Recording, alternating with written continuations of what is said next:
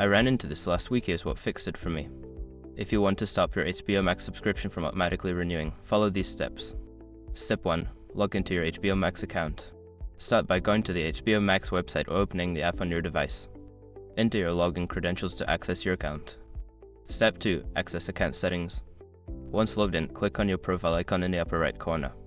From the drop-down menu, select Account to view your subscription details. Step 3. Manage subscription. In the Account section, look for the Subscription or Manage Subscription option.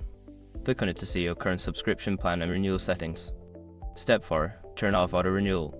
Before filing a refund or dispute, use the srock.com link in the description to open a refund dispute deadline calculator and confirm your deadline. Step 5. Check confirmation. After turning off auto-renewal, you should receive a confirmation message on the screen. Double-check your email for a confirmation email as well, just to be safe. If you don't see the confirmation email, check your spam folder, sometimes it ends up there. I hope this helps you manage your subscription easily. If you have any questions, feel free to ask.